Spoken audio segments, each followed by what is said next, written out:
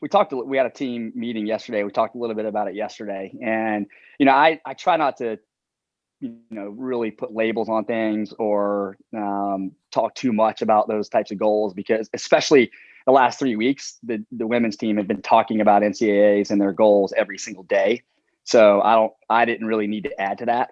But I typically will share goals that I have for the program with them as we head into ACCs or as we head into the NCAA championship. And, just like ACCs, we just want to be better than we've ever been, and that better than Virginia's ever been. And so, we talked a little bit about, I kind of share with them that I kind of have a problem of moving on to the next thing really quickly and not looking back very, very often.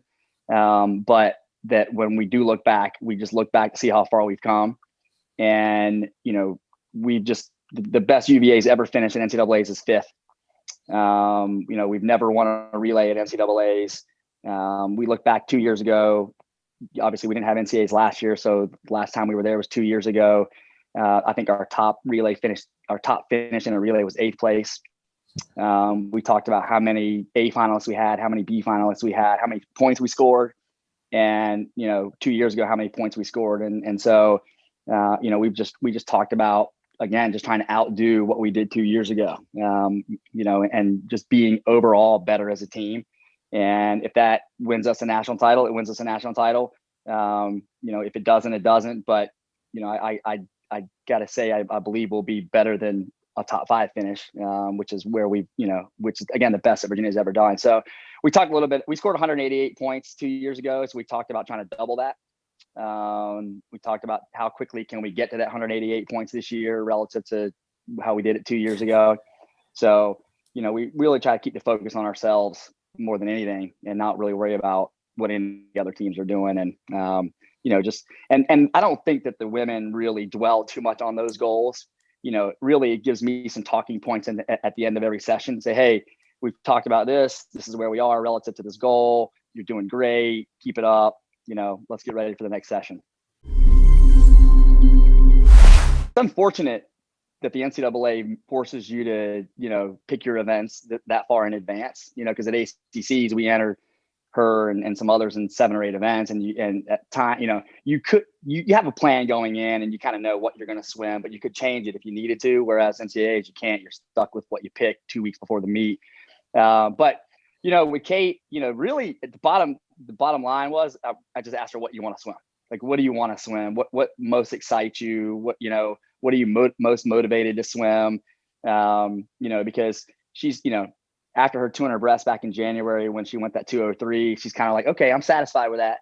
I'd like to go faster, but I don't need to swim it again, at least right away. So, we really just kind of, I laid out the pros and cons of swimming 200 IM or the 50 free, 200 breast or the 100 free, and from a team perspective, but also from okay, this is what you'll be up against as an individual in each of those events, and how will it affect you, how will it affect the team, and then really let her kind of pick. And so, it's at the end of the day, it's just really up to her. I believe firmly in a happy swimmer is a fast swimmer.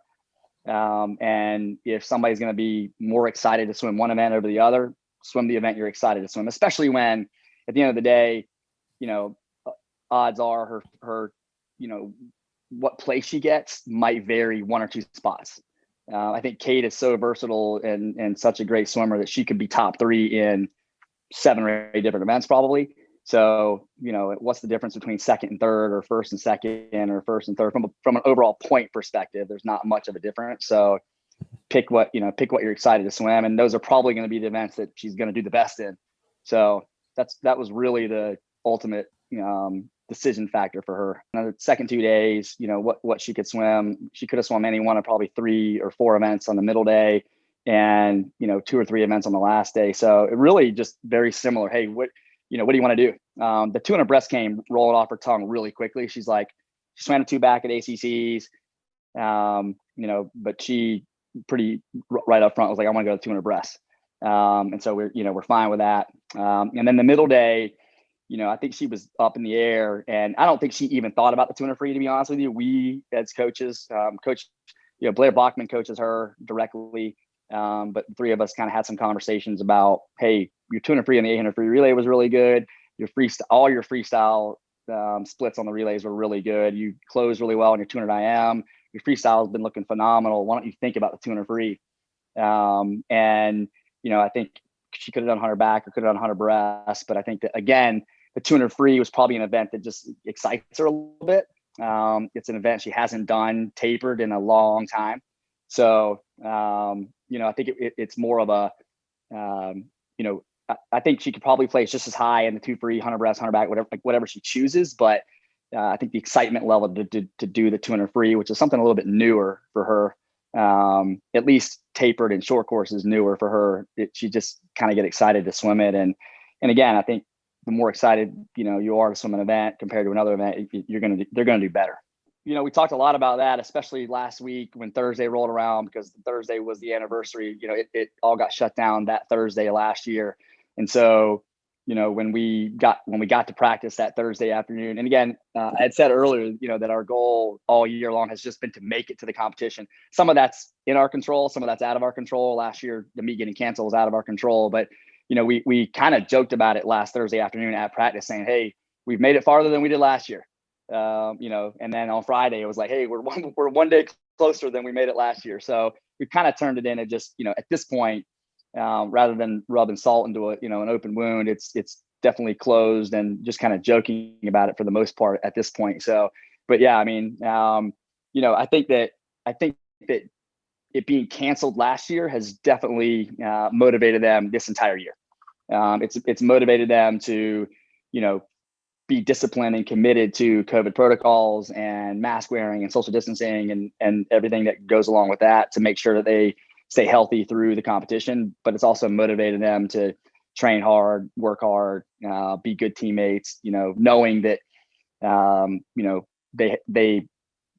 this is a year in waiting, right? This meet is a year in the making, where they had a chance to potentially win a national title last year, and we're not necessarily dwelling on winning a national title, but we had a chance last year to have the highest finish in UVA history, and that was taken away. And now this year they've got it again. And, it just so happens that they're national title contenders as well, which makes it all the more exciting. So it's definitely driven them through, the past year.